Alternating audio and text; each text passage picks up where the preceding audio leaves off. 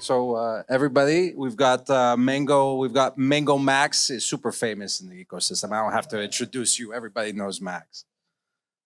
Welcome. Yeah, thank you, Dean. Should I go to my questions? I have some questions about. And feel free to add more. Yeah, like this is just a rough like. Yeah. Well. Yeah. What is Mango? And so Mango started with this idea to make a really good exchange, like basically an exchange like everyone feel comfortable using. And I think at first it looks kind of weird that we decided to build it on the blockchain, right? It's like makes everything more complicated. But we think that these like complications will disappear and we'll work on the user experience on top of this foundation. And the most important part about a foundation is that it is actually very transparent because that comes from the problems we solve with exchanges. So problems like, why is my account closed? Why can't I take my money out? Thank you for notifying me after the fact. Or, right, like, why don't I know what other people are doing, right? Like who's actually making the money here and how? How many people lose their money within the first 3 months? It's like interesting questions, right? But we can't really answer them unless we work in an exchange. I think it even raises the question, can you build an exchange without that in transparency? And that's how then the idea was, okay, let's start with that. Let's start to remove that. Let's make it fully transparent and see where we end up, right? Like, that's, I mean, super cool in that you're experimenting. Yeah, and at the same time, it's the most radical of it to be super transparent, because it might turn out that the best version of an exchange, the only true version of an exchange, is what you're building. Or maybe not, right? Maybe it's just not. Maybe it doesn't work. It goes well into the fact that you're also very focused on DAO tooling and you know, how did creating a DAO connect? And so we started with this idea, and then we're like, okay, so now we need to build on chain, and we don't really want to bring in one trading firm from the beginning. That is like maybe the investor or like a co-partner. We want to make it very independent. And then we talk with lawyers and lawyers and lawyers. And I think everyone here has like talked with the same lawyers eventually. Our lawyer was very weird, I think, but nice. And he said, you need to do a DAO. And that's the guy we went with, because we're like, okay, he has an idea of how this can work. He knows how to play, yeah. Yeah, he knows why. And he said, yeah, look at Compound and then Compound was like this. I mean, they have everything on chain, right? All decisions, all program updates. Lost a lot of money that way this year, but it seemed like the best way to do it, because then it's really transparent, right? Like every decision, everyone is part of. Like if you have a Mango token, then you're part of the decision making. And so we started from there. And then I think I asked Bartosz, I was like, hey, we want to build a DAO. What do we do? Right? Like it was this time on Solana, right? Whenever you want to build something, you just ask Solana, like, is anyone doing something? And then they connected me with Sebastian. And he was like building something. When was this? Like, what's the timing of you guys? A year ago, I think. Yeah, a year ago. Okay, so this is before I've met you, like, because yeah, Mango was the first major user of SPL governance. Yeah. We launched the first DAO. It was like, I think I looked at the code and I was like, oh, this is really, really good. And then people asked me, so do we really need to do it? And then the lawyer said, no, yeah, you need to do it. Like you need to launch on chain. I'm like, okay, and can we? Does it work? Should we rewrite it? Should we write our own? Is it like it's better than our own code? Like I mean, it is. Like, and so we're like, okay, let's go with it, right? Okay, so the decision, a lot of it came from, you know, a lawyer, a legal advice, hey, follow what other people are doing. But I mean, now in retrospect, do you see other benefits of, operating so much in this transparent manner, in a DAO manner? Yeah, I believe so. It's kind of like weird. This weekend, I think one of the traders, we invited one of the trading firms for dinner, and then he went on the governance forum of the guy and went into the post of the guy who applied for like funding for his company to do the trading support. And he said, hey, you have this giant expense budget, knowing that this was his invitation for the dinner. He's like, I want transparency on your expenses. Wow. So, and I think it's funny because now he needs to make the budget transparent, right? And the dinner is going to be in there. I mean, it's fine, that's on the budget, right? But it gives a good dynamic, right? Like yeah, I mean, it was cool that you guys also, to be a sponsor of AthensDAO, it had to go on chain. I remember the proposal, we shared it with all the, the grapers. It's like, buy some mango, we gotta get this to go through, Yeah, that's exactly how it has to, we gotta do this more often. Actually, we haven't discussed this. This is the first time Max is hearing it. My grape guys know this. We're putting a proposal for us to do a token swap with Mango. I hope, we'll talk about it later. But yeah, if we had talked about it ahead of time, it wouldn't be decentralized. That's why you're gonna be surprised. Wow, yeah. So there was another question I had. Where do you see the ecosystem going right now? I think for it's kind of like amazing, right? Like we have all these people who started building, and every project kind of exists in multiple forms and variations, and it feels like the concepts are like the core concepts that we've seen before on chain are covered.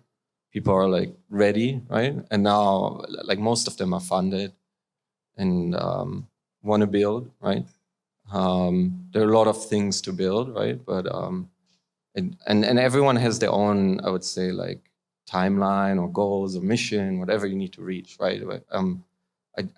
I hope like if we all, like at least when I say we, right? I mean the people who want to build DAOs, right? Like who want to build these communities, that we follow certain values, right? Because it's very easy to like just build and you have someone else that is doing the same thing, and right, even maybe you want to compete or be very, very aggressive, right?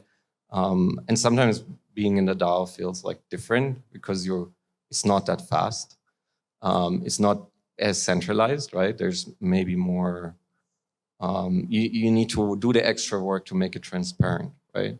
And it also makes you a little bit vulnerable because you open source everything, right? It's like the first thing. I think we haven't seen enough of that on Solana, and I hope we'll see more. Just because, like, if everyone open source, right, then it's not such a big deal. If only a few people open source, then they're giving away a lot. So I think like open source and transparency are really important values that I hope people will like improve in next year, and I think so. Like I see a lot of teams are finally settled, they did the audits, they have something on mainnet, they feel comfortable to change the way they operate, right? And then I think from a perspective of like what do you want to bring, right? Like I think it's sometimes easy to be greedy and just scratch your own itch, right? But you kind of need to look also over your own plate, right? Like you need to see what are others needing, what is the ecosystem needing, and if you combine that with open source, right, and you're fundamentally just trying to solve everyone's problems, and there might be an overlap, right? Multiple people solve the same problem. There's realms, Tribeca, squads, right? There's different approaches, and I think there's as long as everyone is really like questioning, like, do we do something valuable? And where are we adding value? And are we actually helping people and not just enriching ourselves? I think all these projects are super valid and need to like execute and need to be built, right? But yeah, I hope that people stick to those ideas. The ideals is something that we've also had to recently go through at Grape, where there were some decisions we had made. So we used to have competitions and prizes around these competitions, like, play Hearthstone and first place gets 5,000 Grape. We also had an admissions process where it's, okay, you're a designer. At the end of the month, the DAO will allocate to the design sub-DAO this much, then the design sub-DAO will decide how much goes to everybody. It was voted against to continue our missions for the designers and these sub-DAOs. But because the competitions had already happened, where somebody played the Hearthstone game and was first, the idea was that we had a moral obligation to stick to that promise that these competitions have completed. There was someone who got a first place, a second place, a third place. Those were numbers affixed to those ranks, versus in the contribution to the DAO, because there was never a number assigned and because there was never a specific, this person did that, this one we had a moral obligation to vote yes on, versus, it's just a very good example. And I think you're right in that it's become very clear what we're building and what we need. The hardest thing to hold on to is the ethos and the moral, and the not just going and scratching the itch because it's easier, but really sticking to what we're trying to accomplish. Yeah, and I think it's right when you mention like hiring teams or bringing contributors, right? I think there's a group of people who are there in the beginning, and then as the project grows, you need to pick up more people, right? And I think usually a project starts with a certain ownership distribution, right? And as you get larger, like, you also need to figure out ways to redistribute it in a way that it becomes fairer, right? And ultimately also resilient, right? So people can leave. What is the right structure for that? If I don't want to work anymore in Mango, what would that look like, right? Yeah, your sphere of influence over time should decrease. Right, yeah. Now it should be massive, obviously. But over time, if you're like, hey, I'm on the beach and I'm not, you should be able to take a snapshot of voting power at any time and be able to look and understand engagement and involvement. Yeah, and maybe also, I think for us, like, the decision was to decouple influence and voting decision rights a little bit from the monetary value. So it's not something that is so tempting to sell, maybe, or so easy to sell. And also creates still a motivation for people to stick around. And this is the lockers this is the Mango lockers you're describing? Yeah, I think so. I hope that solves the issue, right? But basically, right, like, as the project grows, more people become aware. The message gets more refined, more clear. The vision gets more clear. People understand finally what you're trying to build, right? Like, if you asked me a year ago, it will be very vague. Yeah. And now it's maybe more refined, right? But I believe that the longer a project continues, the easier it gets to understand really how big it can be and how you fit in it. And so only on the path you'll pick up those people who are, right, very, they wouldn't have started the project. But now they think it's like actually their life's work, and they want to contribute and they want to like build it. And yeah, for us, these lockers were like the way how we can slowly grow co-founders, right? Slowly bring people that they own a very large stake and have a large say in the project. I'm looking forward to discussing it more on our. We have a panel tomorrow for governance and governance rewards. So I think that's going to be an interesting discussion. What is next on the Mango roadmap now? I know, like, you guys are just focused on so many different things. What's top of mind, key, you think, as the year unfolds? Well, we're sticking with the original plan, right? And it's all based a little bit on like Anatoly's promise to bring NASDAQ on chain or make it possible. And we're like, really trusting him there, and we're helping, right? So it's an effort, right? Like to make Solana scale, and I think we're experiencing a lot of the pain, and so we're trying to change everything, right? Like don't leave a stone untouched to reach the goal on that side, but then also independent of that, I think there are efforts to improve user experience, right? I think what Noah built, for instance, like the mobile app, I think that's really impressive piece of work, and we also want to have a Mango version, like something that can be really easily used. Playing around with ideas there, but I think that's like kind of where mass adoption can really happen, where something is very easy to use and not necessarily as complicated as browser wallets. And, Right. Yeah, I think StepIn also did a really great job there. Everyone here, right? Like, yeah. It's crazy. I think that's like, it's eye-opening, right? And then independent of that, I have this like discussion a lot of times when you talk with people from like CFI, they're like, oh, do you have any institutions trading? And it's like, nah, they're not really interested. And that was my first answer a year ago. But now actually, the answer is no, it's different institutions. It's DAOs, right? DAOs are trading on Mango. And this something that's like was very surprising. But now in retrospect, it makes a lot of sense, because who really needs a decentralized exchange? Well, a completely decentralized entity will need a decentralized exchange, right? And so catering towards that audience, we want to bring out more products. We have like some really basic things we tried ourselves, like buying some SOL on the market, or right, like. I know we can do something with our USDC with Mango. It's native in Realms right now, right? What is it? Yeah, Adrian built it. It's like just you can create a Mango account. There you go. And then someone can trade it from the community. But specifically for USDC, I don't. Yeah, I think we use it to buy crypto usually. So okay, right on. I don't know. You can okay. Any token that's on Mango. Yeah. We gotta put a proposal for. But I don't recommend to sell. Yeah.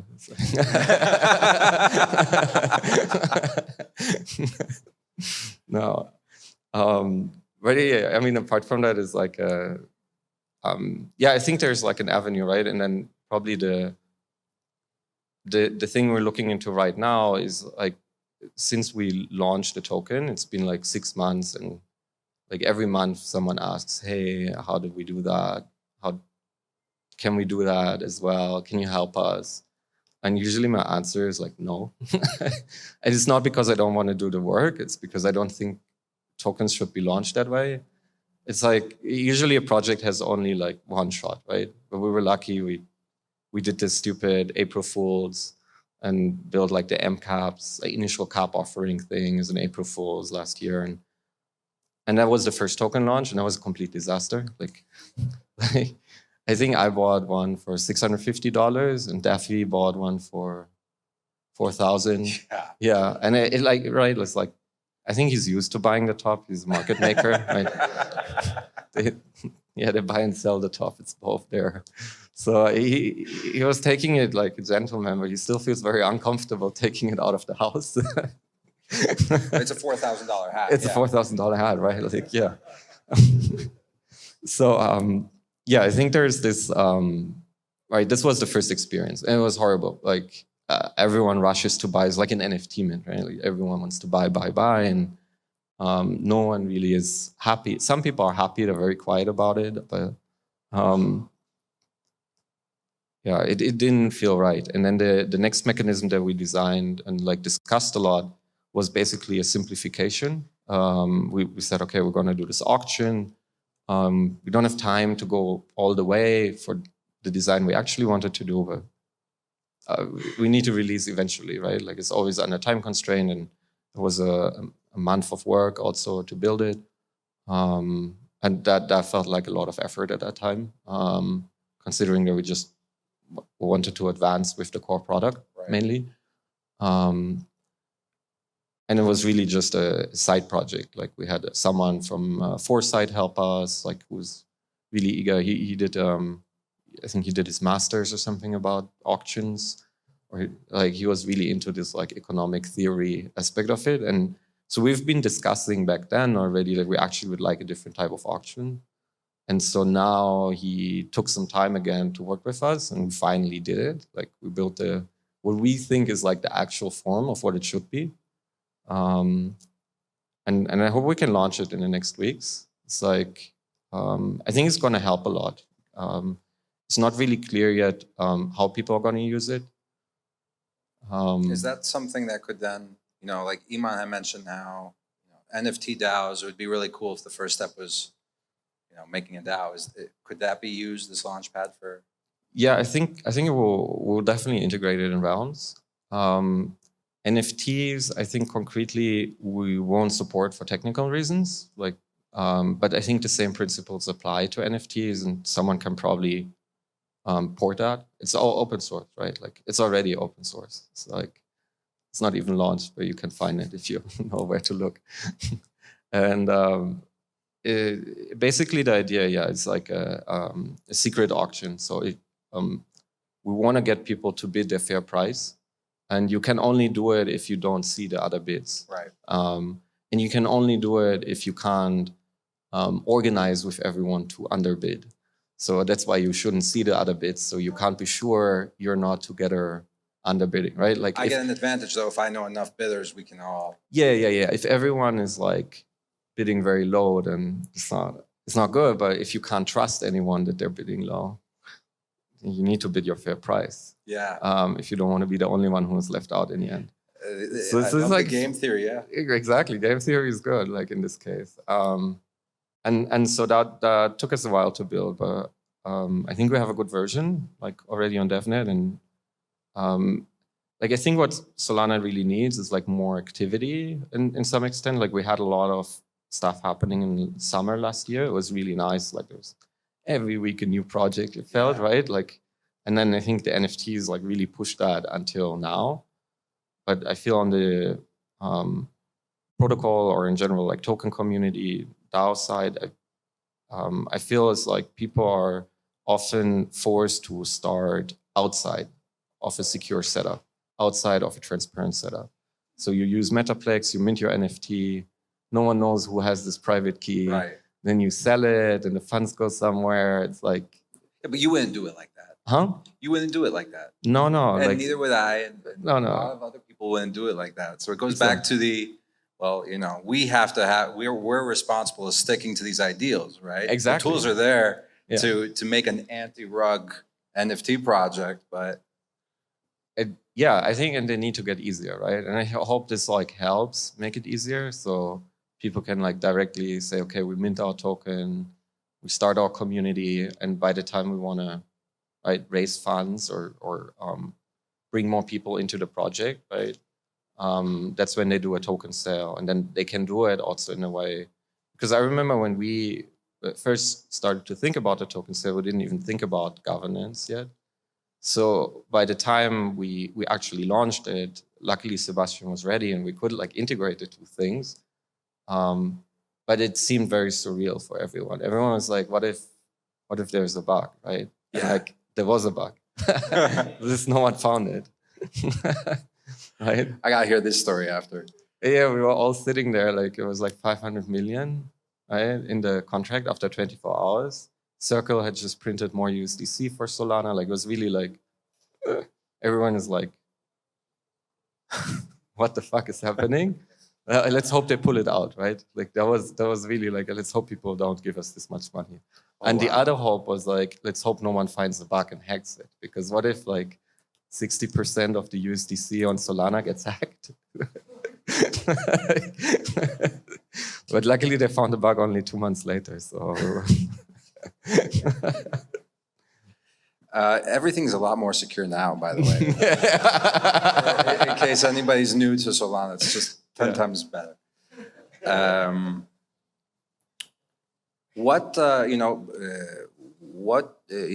People who are building here, is there something that you would want them to focus on or build for Mango? That's a good question. I think for what we need, right, there's or what things we can't focus on, let's put it like that, is I think in general we made a decision very early on that we want DAO tooling to be open, and we're happy to support it, but we don't want to exclusively build it. And so that's also how we decided to transfer realms to Solana Labs and say, okay, this is its own project now. Like we help to build it, but we don't want to be, right? Like we don't want to be the fathers of this project, really. Like we just want to contribute. And so I think there's a lot of tools for DAOs, especially around paying contributors. I feel that also still is like a bit unnatural when people need to like fully transparently show their salaries. That's a good point. I think like something like a transparency on a project level is great, but not the personal level. Yeah, on a personal level can be a bit daunting, I think, for people. And also, yeah, it creates like a weird dynamic where you constantly need to justify to everyone why someone else is worth more and they're worth less. And it's really like hard discussions, right? Yeah. And so I think there's like privacy would really help there. So tools that allow like basically the subgroups, the different squads of the DAO to operate more like real companies, but still in an auditable fashion, right? I think and that's like a top level budget where like, okay, this is the budget, but we don't have transparency into the inner workings of this sub DAO. Yeah. For instance, I think that would be a good idea.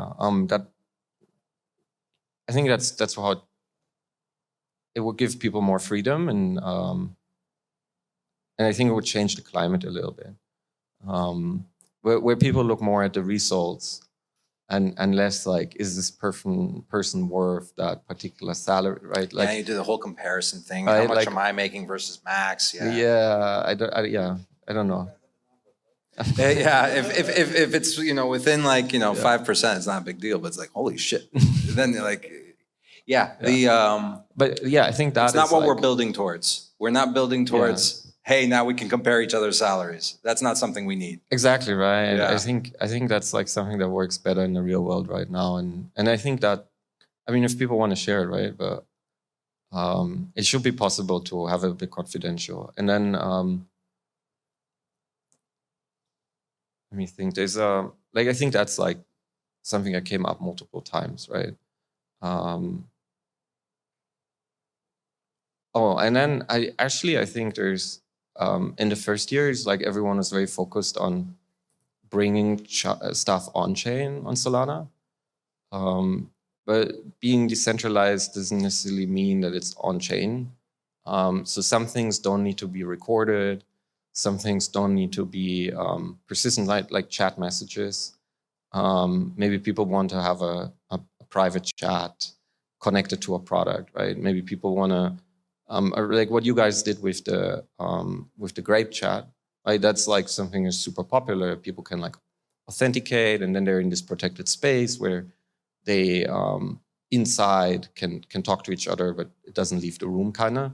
But then in the end, it's on Discord and recorded, and if someone wants to have access, they probably people can. Like just buy it for like a few minutes to go and see everything that's happened, and it's like, okay, and now I'm done. Yeah. Exactly, that also, right? Yeah, it's different. Yeah, so I think there's, I think on that front it will be very interesting. So I think the idea of a troll box or something, right, like the old Poloniex one, something like that exists forever in like the Mango backlog, but no one ever built it.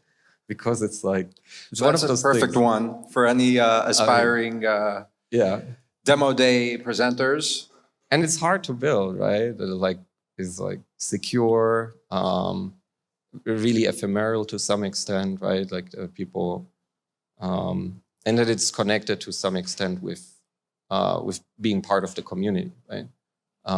So you don't need to think so much about how we're going to moderate it or things like that, right? Like, because that's ultimately like building a chat is probably easy. It's just sending a bit of data around, but then the hard questions are like, who gets to choose when something Elon gets Musk deleted. Twitter decisions now. Yeah, who gets to choose which person's kicked off or what you delete?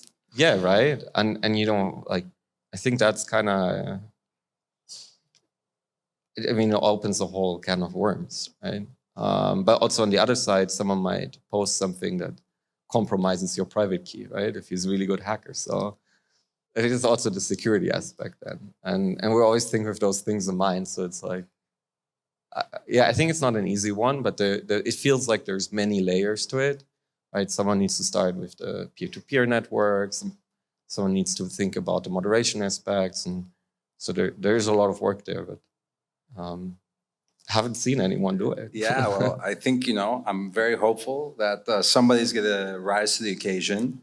Max, thank you for you know, telling us more about the future of Mango and being here. Most important, you know, I know a lot of people want to talk to you. Yeah, guys, Max from Mango.